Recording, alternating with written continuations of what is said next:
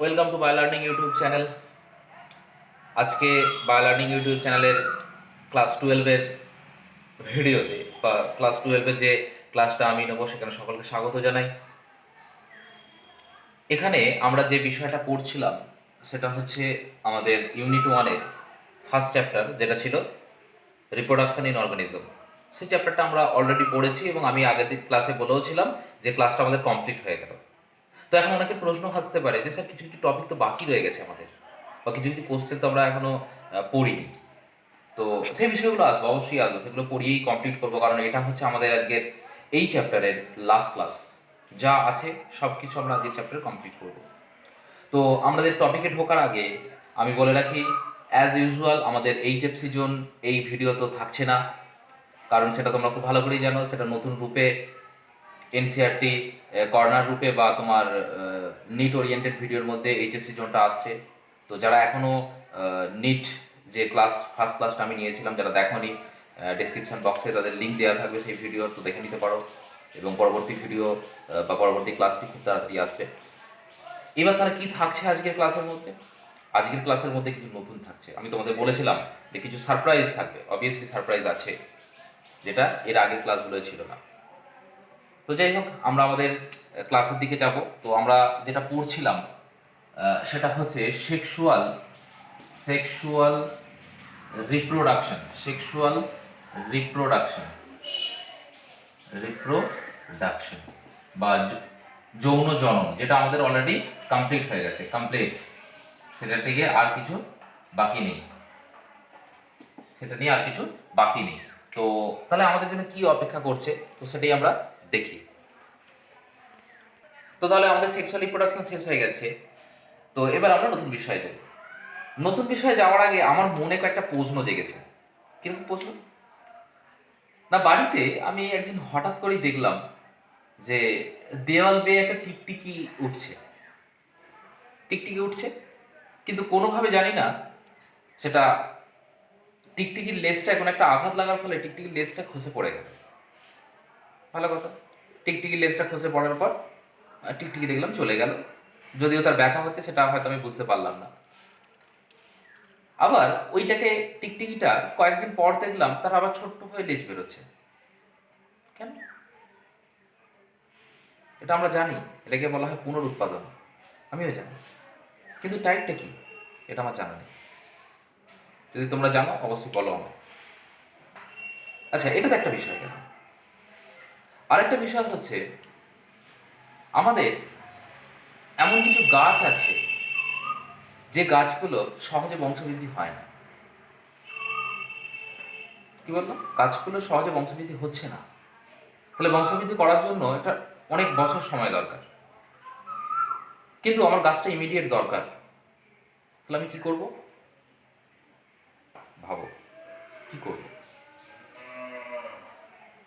তো এরকম অনেক প্রশ্ন আমার মাথাতে এসেছে বা আমার মনে জেগেছে, হয়তো তোমাদেরও সেই একই অনুভূতিটা হয়তো হতে পারে যে কেন হচ্ছে। তো তাহলে আমরা একটু ভাবনা চিন্তার দরকার আছে। তো চলো তাহলে আমাদের আজকের নতুন সেগমেন্ট, লেটস থিঙ্ক, এসো চিন্তা করি বা ভাবি, খুঁজে পাই কিনা কিছু। চলো তাহলে টপিক হলো লেটস থিঙ্ক।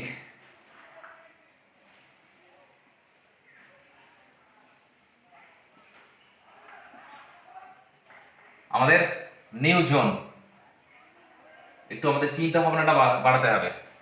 তাহলে নতুন টপিক শুরু হলো আজ থেকে।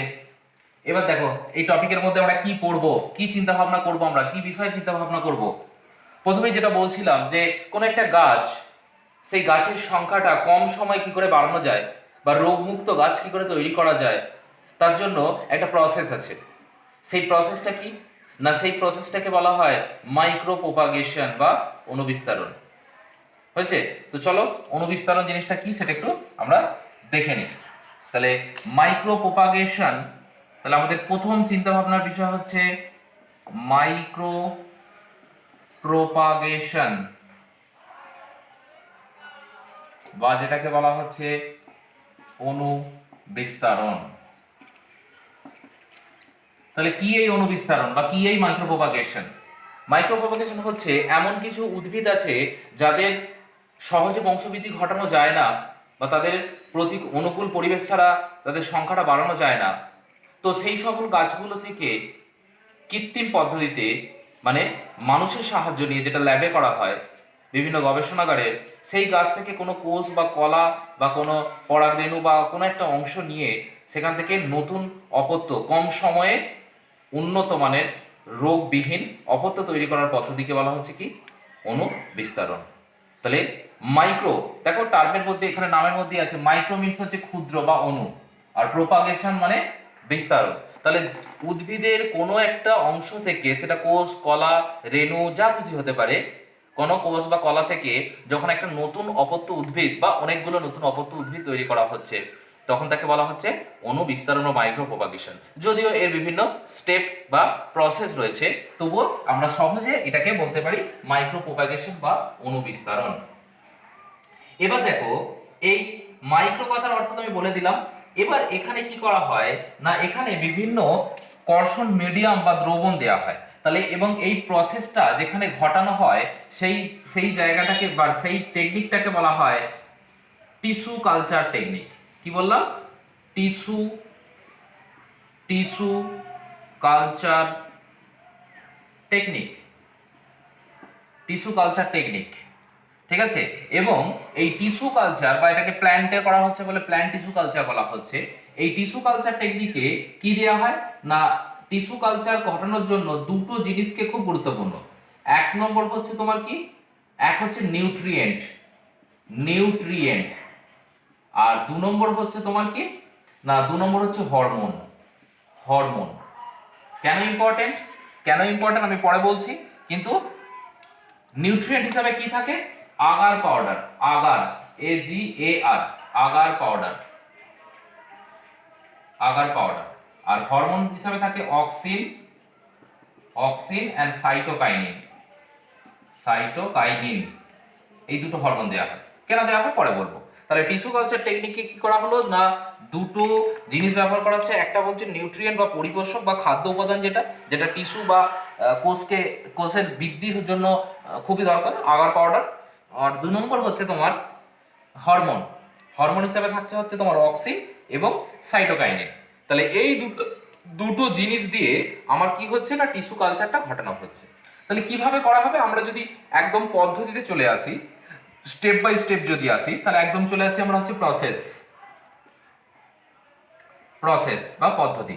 কিভাবে করা হয় এই মাইক্রো প্রপাগেশন?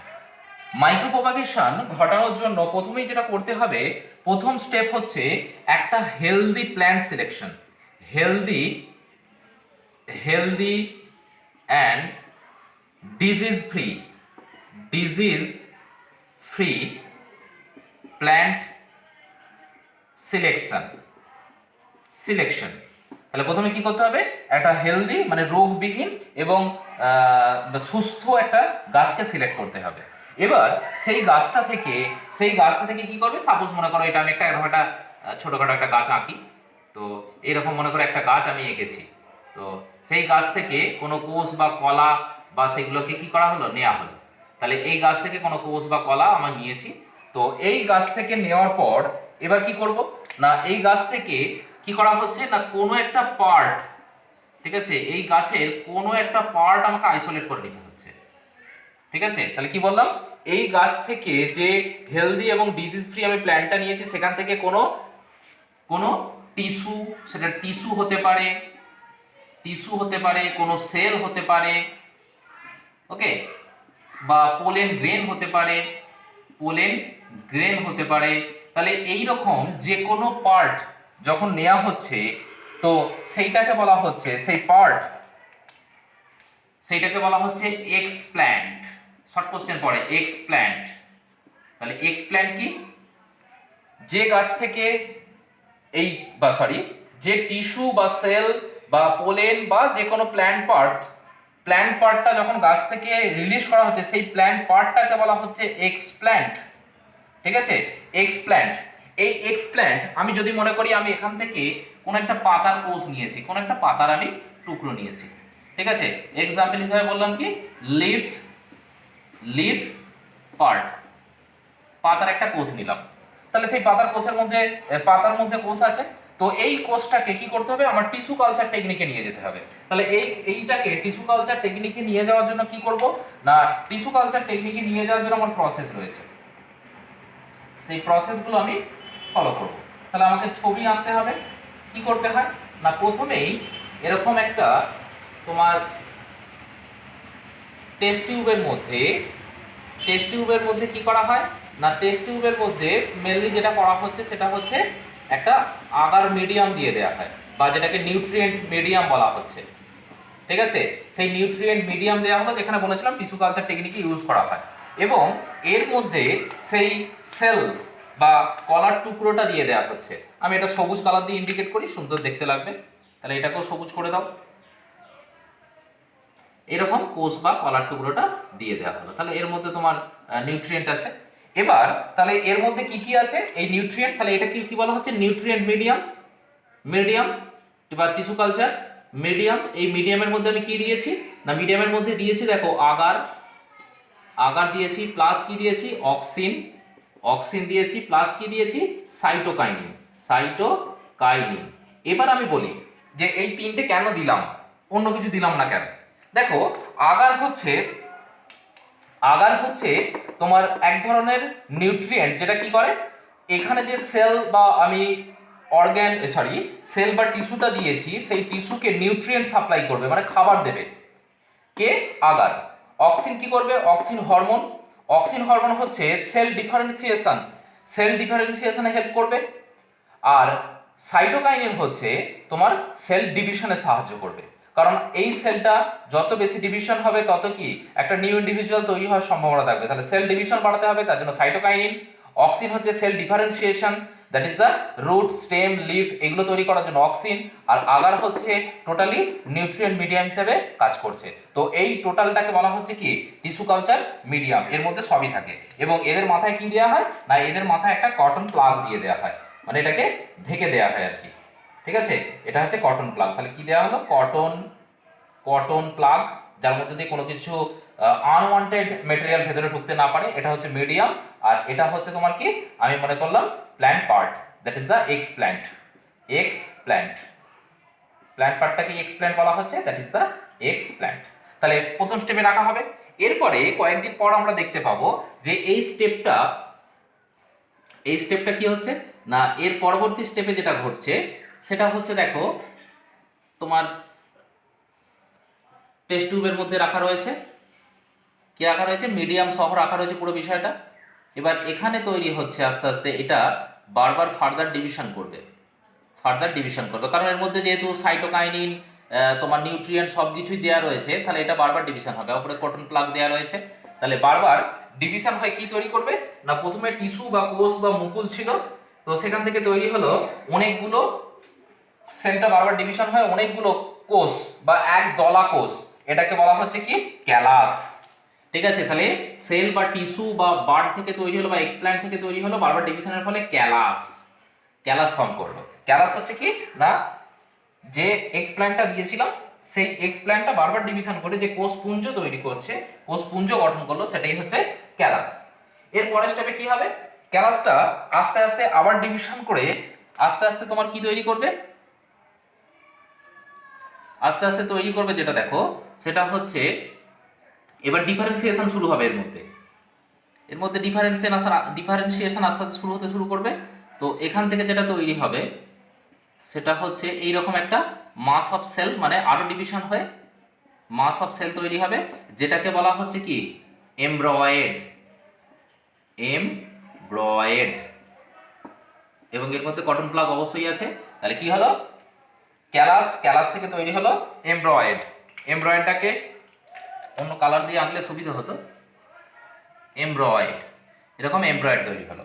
এবার এমব্রয়েড থেকে কি হবে, এমব্রয়েড আস্তে আস্তে তৈরি করবে তোমার যেটা, সেটা হচ্ছে দেখো, তাহলে পুরো বিষয়টা কিন্তু কালচার মিডিয়ামেই ঘটছে, বাহ্যিক পরিবেশ কিন্তু নেই এখানে। এবার এটা কি তৈরি করবে না, এর মধ্যেই দেখো, এর মধ্যেই পুরো বিষয়টা ঘটছে, এটা মিডিয়াম, এখানে এই তোমার এমব্রয়েড থেকে আস্তে আস্তে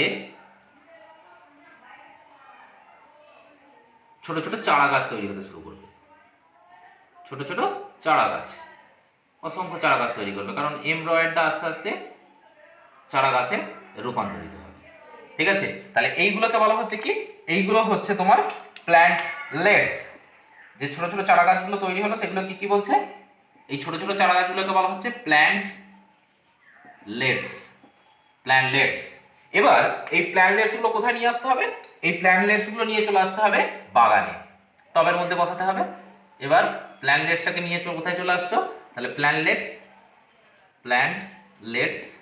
এটা তুমি নিয়ে আসছো কোথায়, গার্ডেন। তারপরে সেটাকে তুমি ব্যবহারের জন্য ফর ইউজেস। ঠিক আছে, এবার তুমি এটাকে ইউজ করতে পারো।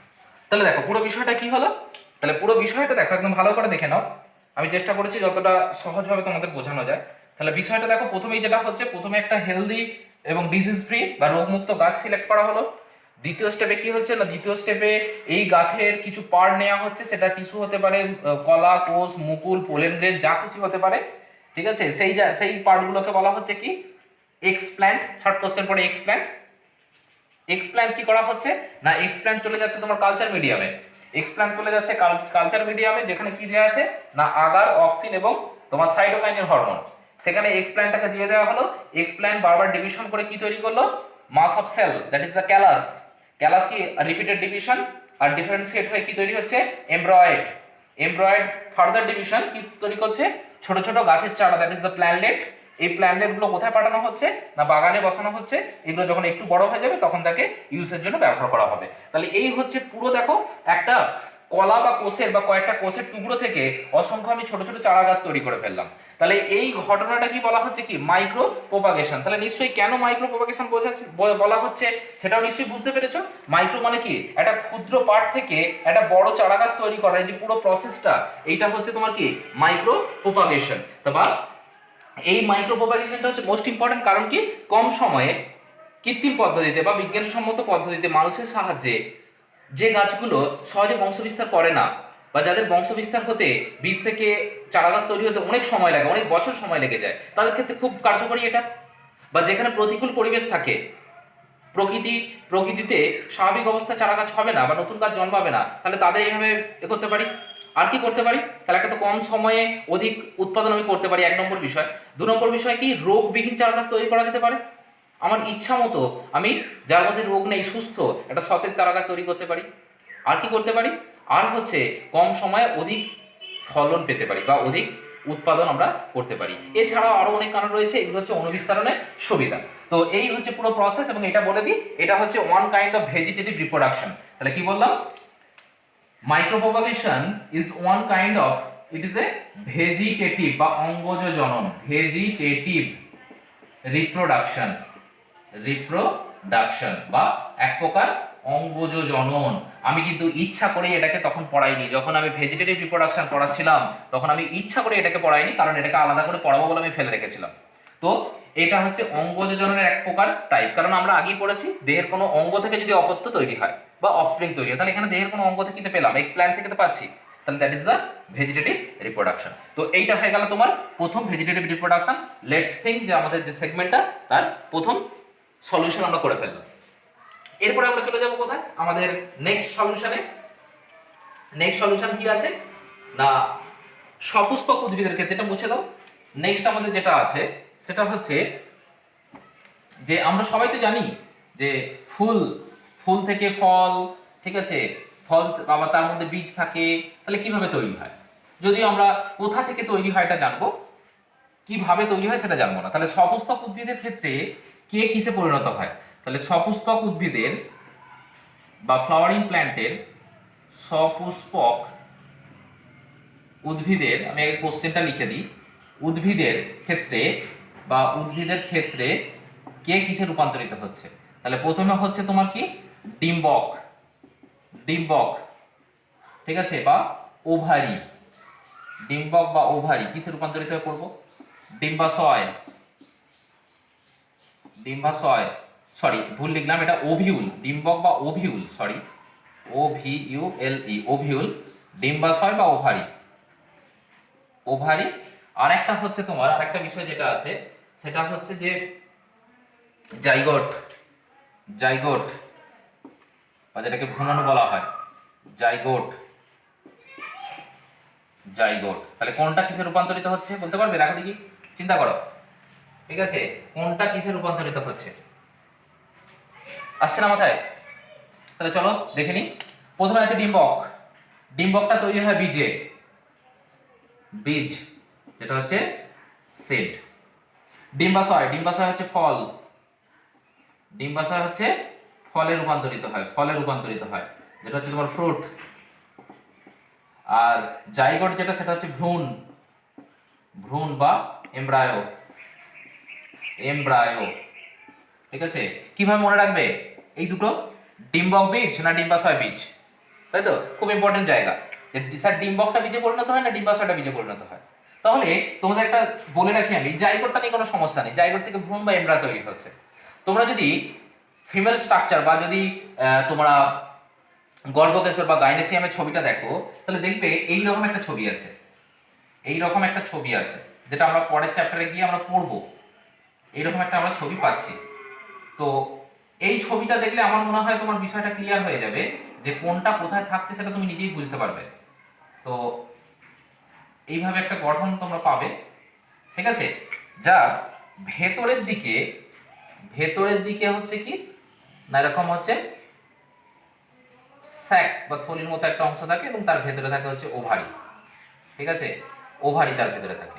তাহলে কি হলো না, এটা হচ্ছে গাইনেসিয়াম। গাইনেসিয়ামের এইটাকে বলা হয় কি, এইটা হচ্ছে স্টিগমা, স্টিগমা বা গর্ভমুণ্ড। এই যে দণ্ডের মতো অংশটা এটাকে বলা হয় স্টাইল, স্টাইল বা গর্ভদণ্ড। আর এটাকে বলা হয় ওভারি, ওভারি বা গর্ভাশয় বা ডিম্বাশয় যেটা বলা হচ্ছে। ওভারির ভেতরে থাকে হচ্ছে কে, ওভিউল, ওভিউল বা ডিম্বক। তাহলে দেখো কোনটার ভেতরে কে থাকছে, কোনটা আকারে বড়? তাহলে ওভারি হচ্ছে আকারে বড় আর ওভিউল হচ্ছে আকারে ছোট, আর ওভারির ভেতরে থাকে ওভিউল, তাই তো? তাহলে মোস্ট ইম্পর্টেন্ট কি, যেটা বড় তাহলে ওভারি বড়, ফল বড়। তাহলে ওভারি থেকে হচ্ছে কি, ওভারি ট্রান্সফার টু ফ্রুট। তাহলে ওভারি বড়, ফ্রুট বড়। আর ওভিউল হচ্ছে ছোট, ওভিউল হচ্ছে ছোট, সেটা কি হবে এবং সেটা ছোটই বীজে তৈরি হবে বা সিডে রূপান্তরিত হবে। তাহলে ovule stick to seeds, seeds. যদি ওভিউলস হয় তাহলে এটা সিডস হয়ে যাবে। তাহলে ফলের ভেতরে বীজ থাকে, তেমনি ওভারির ভেতরে ওভিউল থাকে। তাহলে ওভিউল থেকে সিড আর ওভারি থেকে ফ্রুট। আর জাইগোট তুমি জানোই, জাইগোট হচ্ছে ভ্রূণ। তাহলে আরো একটা বিষয় আমরা ভাবনা চিন্তা করলাম। পরবর্তী টপিক বা পরবর্তী কোশ্চেন আর কি আছে আমাদের কাছে? Synzoospore. What is synzoospore? Zoospore দেখেছি, অ্যাপ্লনোস্পোর দেখেছি, সিনজুস্পোর তো দেখিনি। তাহলে সিনজুস্পোর কি সেটাই আমরা দেখব। আরো একটা কোশ্চেন, কারণ এগুলো হচ্ছে ছোট ছোট কোশ্চেন। কি কোশ্চেনটা? What is synzoospore, SYNJOOSPORE, what is synzoospore? তাহলে এই সিনজুস্পোর কি? জুস্পোর মানে আমরা জানি যাদের ফ্ল্যাজেলা থাকে। তাহলে যে সমস্ত রেণুর ফ্ল্যাজেলা থাকে বা যারা মোটাই মানে গমনে সক্ষম, এক জায়গা থেকে অন্য জায়গায় যেতে পারে, তাদের বলা হচ্ছে কি, সিনজুস্পোর। তাহলে এটা অবশ্যই চলরেণু, অবশ্যই সিনজুস্পোর মানে, জুস্পোর মানে হচ্ছে কি, জুস্পোর শব্দের অর্থ হচ্ছে চলরেণু, তাই তো? কি ছিল জুস্পোরটা? এইরকম ছিল, যার কি থাকবে, ফ্ল্যাজেলা থাকবে। তাহলে that is the flagella, flagella. এবং এটা হচ্ছে কি, স্পোর। তাহলে এই পুরোটাকে কি বলা হয়েছিল? That is the zoospore. তাহলে এই জুস্পোর বা সিন জুস্পোর, সিন শব্দের অর্থ হচ্ছে মেনি। তাহলে যখন এই জুস্পোরটা বা চলরেণুটা কি হবে না, চলরেণু যখন বহু ফ্ল্যাজেলা এবং বহু নিউক্লিয়াস যুক্ত হয়, তাহলে এক কথা বলতে পারি কি, বহু ফ্ল্যাজেলা, বহু ফ্ল্যাজেলা, আর কি না বহু নিউক্লিয়াস। তাহলে দেহের মধ্যে অসংখ্য নিউক্লিয়াস থাকবে, অসংখ্য নিউক্লিয়াস থাকবে, অসংখ্য ফ্ল্যাজেলা থাকবে। তাহলে দুটো পয়েন্ট, জুস্পোর, যে সকল জুস্পোরের ক্ষেত্রে বা বহু নিউক্লিয়াস এবং বহু ফ্ল্যাজেলা থাকে তাদের বলা হচ্ছে কি না, সিন জুস্পোর। কোথায় দেখা যায় গো? এক্সাম্পল দেখো, ভাউকেরিয়া, ভাউকেরিয়া, VAUCHERIA, ভাউকেরিয়া এসপি, এরকম একটা অ্যালগি রয়েছে, এই অ্যালগির মধ্যে পাওয়া যায় এবং অবভিয়াসলি এটা একটা অ্যালগি বা শৈবাল, এই শৈবালের মধ্যে দেখতে পাওয়া যায়। তাহলে কি, আবার বলে দিই পুরো বিষয়টাকে, তাহলে বহু নিউক্লিয়াস যুক্ত এবং বহু ফ্ল্যাজেলা যুক্ত চলরেণুকে বলা হচ্ছে কি সিনজুস্পোর। এক্সাম্পল হচ্ছে ভাউকেরিয়া। ব্যাস, তাহলে এটা দেখে নিলাম, আরেকটা জিনিস জানলাম। এরপরে চলে এসো আর কি জানবো, আর হচ্ছে তোমার চলে এসো অটোটমি। ঠিক আছে, অটোটমি। অটোটমি যেটা বলছিলাম একটু আগে, যে টিকটিকির লেজ কেটে গেল, তাহলে এই যে টিকটিকির লেজ কেটে যাওয়া, এটাকে কি বলা হয়? ওয়ান কাইন্ড অফ রিজেনারেশন বা পুনরুৎপাদন, এবং এটার নাম কি? অটোটমি। তাহলে অটোটমি কি যদি এটা আমরা জানতে চাই, সেটা হচ্ছে যে যখন টিকটিকির লেজ কেটে যায় বা সংকটজনক পরিবেশ পরিস্থিতিতে কোনো জীবের, ঠিক আছে, প্রতিকূল অবস্থায় যদি কোনো জীবের দেহের কোনো অংশ দেহ থেকে কেটে বাদ যায়, তাহলে সংকটকালীন পরিস্থিতিতে, তাহলে সংজ্ঞা কি বলবো? সংকটকালীন পরিস্থিতিতে, সংকটকালীন পরিস্থিতিতে পরিস্থিতিতে জীবের কোনো অংশ দেহ থেকে বাদ যায়, জীবের কোনো অংশ দেহ থেকে বাদ গেলে, দেহ থেকে বাদ গেলে সেটি আবার ফিরে আসে, সেটি আবার সৃষ্টি হয় বা ফিরে আসে, সৃষ্টি হয়। এই যে ফিরে আসা, এই ঘটনাটাকে বলা হচ্ছে অটোটমি। কোথায় দেখতে পাওয়া যায়? টিকটিকি। টিকটিকির ক্ষেত্রে এটা আমরা দেখতে পাবো। এটাকে বলা হচ্ছে কি? Autotomy. That is the one kind of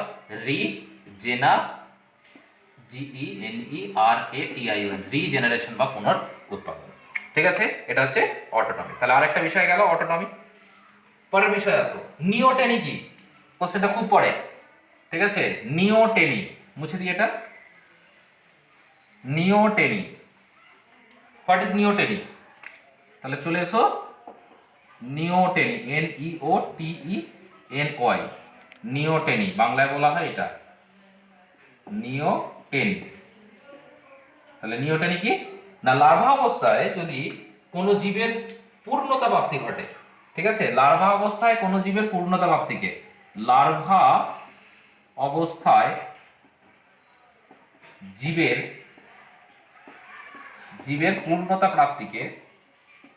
পূর্ণতা প্রাপ্তি বা জননে যদি সক্ষম হয়ে যায়, পূর্ণতা প্রাপ্তিকে বলা হয় কি? নিওটেনি। তাহলে লার্ভা অবস্থায় কোনো জীবের পূর্ণতা প্রাপ্তিকে বলা হচ্ছে নিওটেনি। তাহলে একটা জীব আছে, সে লার্ভা অবস্থায় মানে নিজেই অপরিণত, কিন্তু সে কি হচ্ছে? পূর্ণতা লাভ করছে, মানে জননে সক্ষম হচ্ছে, তখন তাকে বলা হচ্ছে কি? নিওটেনি। তাহলে আরেকটা বিষয় জানলাম। এরপরের কোশ্চেন এসো। এরপরের কোশ্চেন কি আছে? প্লাজমোটমি। প্লাজমোটমি মনে হয় বলেছিলাম, প্লাজমোটমি। তাহলে হোয়াট ইজ প্লাজমোটমি? না, বহু নিউক্লিয়াস যুক্ত জনিত্রী থেকে বহু নিউক্লিয়াস যুক্ত অপত্য তৈরি হওয়ার ঘটনাকে বলা হয় কি? প্লাজমোটমি। তাহলে বহু নিউক্লিয়াস যুক্ত জনিত্রী থেকে বহু নিউক্লিয়াস যুক্ত অপত্য তৈরি হওয়ার ঘটনাকে বলা হচ্ছে প্লাজমোটমি। চলে এসো, লিখে নাও। তোমার বহু নিউক্লিয়াস যুক্ত প্যারেন্ট, বহু নিউক্লিয়াস যুক্ত জনিত্রী ছিল, সেখান থেকে কি তৈরি হচ্ছে? বহু নিউক্লিয়াস যুক্ত অপত্য। তাহলে এই যে ঘটনা, এই ঘটনাটাকে বলা হচ্ছে বা পদ্ধতিটাকে বলা হচ্ছে কি? প্লাজমোটমি। কোথায় দেখা যায়? এক্সাম্পল লেখো। এক্সাম্পল হচ্ছে তোমার ওপালিনা। ওপালিনার ক্ষেত্রে এটা দেখতে পাওয়া যাচ্ছে। তাহলে আরেকটা কোশ্চেন গেল প্লাজমোটমি। যে কোশ্চেনগুলো বলা হচ্ছে এগুলো নোট ডাউন করে রাখবে, কারণ এগুলো খুব ইম্পর্টেন্ট কোশ্চেন। প্লাজমোটমি। তারপরে চলে এসো টিউরিয়ন। তারপরের কোশ্চেন হচ্ছে তোমার কি? টিউরিয়ন। টিউরিয়ন কি? TURION, টিউরিয়ন। তাহলে এই টিউরিয়ন কি না, টিউরিয়ন হচ্ছে তোমার দেখো এক ধরনের স্ফীত মুকুল, যার মধ্যে ভবিষ্যতের খাদ্য জমা থাকে। ঠিক আছে, কিছু কিছু প্ল্যান্টের ক্ষেত্রে ভবিষ্যতের খাদ্য তারা জমা করে রেখে কি করে? স্ফীত মুকুল, এক ধরনের স্ফীত মুকুল। তাহলে এতে কি থাকে? এই স্ফীত মুকুলে খাদ্য সঞ্চয় থাকে, খাদ্য সঞ্চয়ী অঙ্গ। এবং এই অঙ্গগুলো শুধু খাদ্য সঞ্চয় করে না, ঠিক আছে, জননেও সাহায্য করে, জননে সাহায্যকারী। বা জননে সাহায্য করে। তাহলে যে সমস্ত কিছু কিছু গাছের ক্ষেত্রে কিছু কিছু মুকুল বা কিছু কিছু জায়গায় খাদ্য সঞ্চয় করে স্ফীত আকার ধারণ করে বা মুকুলের মতো ধারণ করে, যেগুলো খাদ্য সঞ্চয় অঙ্গ হিসেবে কাজ করে, এবং সেগুলো থেকে অনুকূল পরিস্থিতিতে তারা কি করতে পারে, এই স্ফীত মুকুল থেকে এরা অপত্য তৈরি করতে পারে, অপত্য জীব সৃষ্টি করতে পারে। কাদের ক্ষেত্রে পাওয়া যায়? ইউট্রিকুলেরিয়া।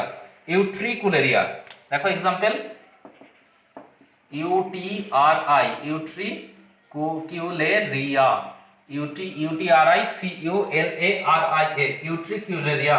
অ্যাসপারাগাস, আরেকটা এক্সাম্পল বলে দিই, অ্যাসপারাগাস, PARAGUS, অ্যাসপারাগাস, এদের ক্ষেত্রে কিন্তু এগুলো দেখতে পাওয়া যায়।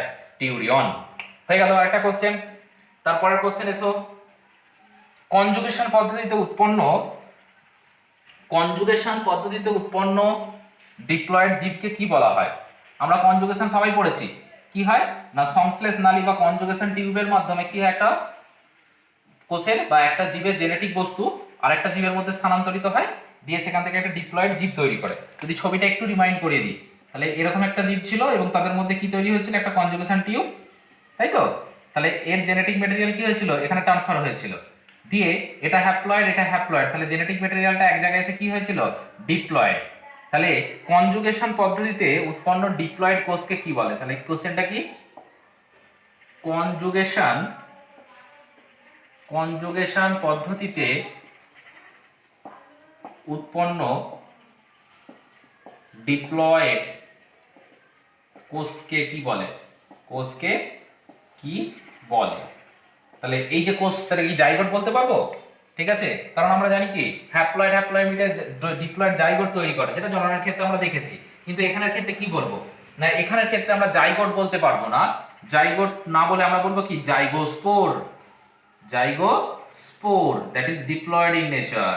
হলো, তাহলে জাইগোট বললাম না, বললাম জাইগোস্পোর, যেটা জার্মিনেট করে অপত্য তৈরি করবে। এটা একটা কোশ্চেন গেল।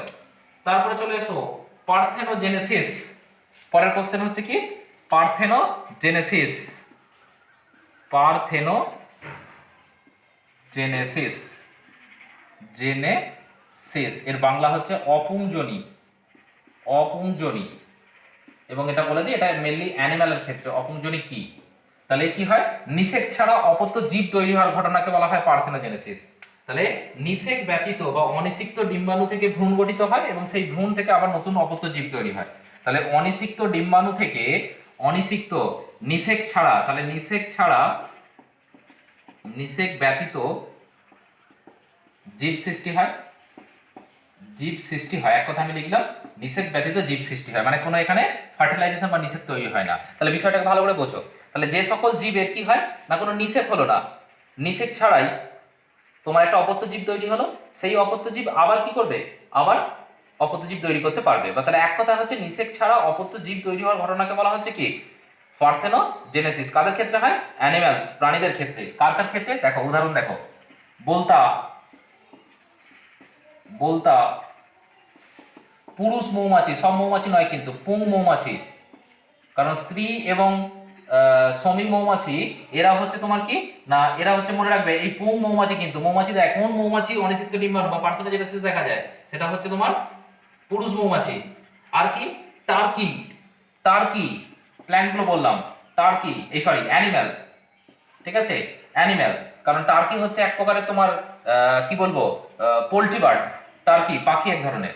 আরেকটা প্ল্যান্টের নাম বলি, যদিও এটা বলেছি কি অ্যানিম্যালদের ক্ষেত্রে, প্রাণীদের ক্ষেত্রে এটা হয়, প্রাণীদের। তবে একটা উদ্ভিদের লোয়ার কিছু লোয়ার প্ল্যান্টস আছে, একটা লোয়ার প্ল্যান্ট আছে একটা, যার নাম হচ্ছে কি, তাদের ক্ষেত্রে এই প্রকার পার্থেনোজেনেসিস দেখা যায়। তার নামটা জেনে রাখো, মিউকর।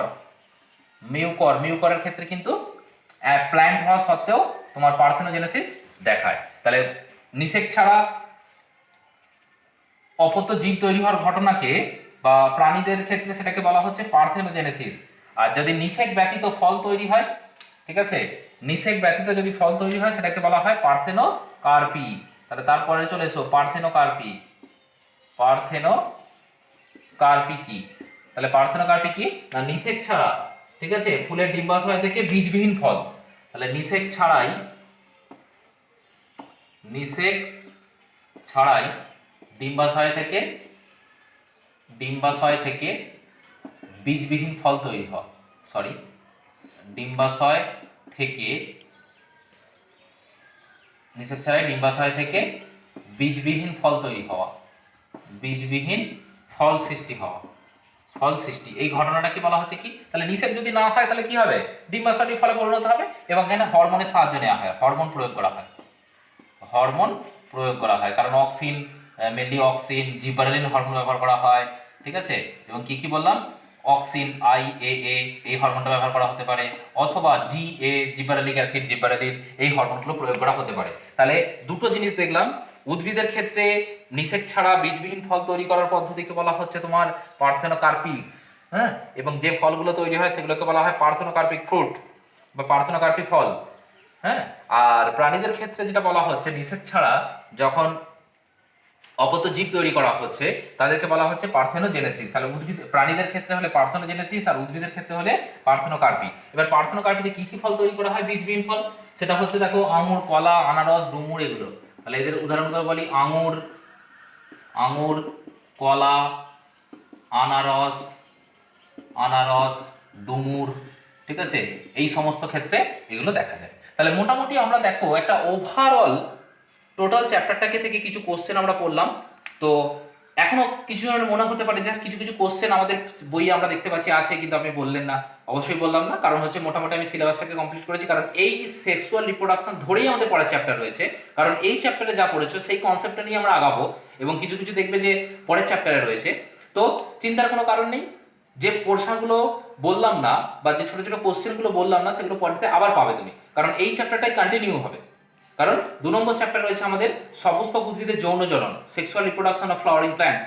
তো সেটা যখন শুরু করবো দেখবো আস্তে আস্তে সব বিষয়গুলো ক্লিয়ার হয়ে যাবে। তবে মনে হয় না এমন কোনো পোর্শন আছে আমি বাদ দিয়ে গেছি, টোটাল বিষয়টাকে কভার করার চেষ্টা করেছি। তো আমরা আমাদের নতুন যেটা সেগমেন্ট সেটা হচ্ছে লেটস থিঙ্ক, সেখানে আমরা কোশ্চেনও আলোচনা করলাম এবং কিছু চিন্তা ভাবনাও করলাম, নতুন নতুন বিষয় কিছু জানলাম। তো আজকের ক্লাস আমার এই পর্যন্তই ছিল এবং ফার্স্ট চ্যাপ্টারটা এই পর্যন্ত কমপ্লিট হয়ে গেল। তো যারা এখনো পর্যন্ত বায়োলার্নিং ইউটিউব চ্যানেলটিকে সাবস্ক্রাইব করনি তারা অবশ্যই সাবস্ক্রাইব করে পাশে বেল আইকনটিকে ক্লিক করে রাখবে, যাতে আমার ভিডিও আপলোড করার সাথে সাথে তোমরা পেয়ে যাও। আর এই জায়গাগুলো থেকে আমি কিছু কোশ্চেন দেবো, সেটা পরে, শুধুমাত্র এই চ্যাপ্টার থেকে কোশ্চেন থাকবে একটা। তো সেই কোশ্চেনগুলো আমি তোমাদের গ্রুপে শেয়ার করব, তো সেগুলো তোমরা উত্তর করে আমাকে পাঠাবে। তো আজকের চ্যাপ্টার এই পর্যন্ত কমপ্লিট হলো। পরের ক্লাসে আমরা সেকেন্ড চ্যাপ্টার থেকে শুরু করব। আর নিটের ভিডিওটা ফলো করতে থাকো, কারণ সে নেক্সট পার্টটা খুব শীঘ্রই আসতে চলেছে। তো যারা আগের ভিডিওটা দেখোনি, যেটা আমি নিউক্লিক অ্যাসিড পড়িয়েছিলাম, তো এই ভিডিও ডেসক্রিপশন বক্সে তোমরা লিঙ্কটা পেয়ে যাবে। তো তোমরা অবশ্যই সেই জায়গাটাকে ফলো করবে। আর নেক্সট ক্লাস খুব শীঘ্রই আসছে। That's all for the day. Have a nice day. Thank you.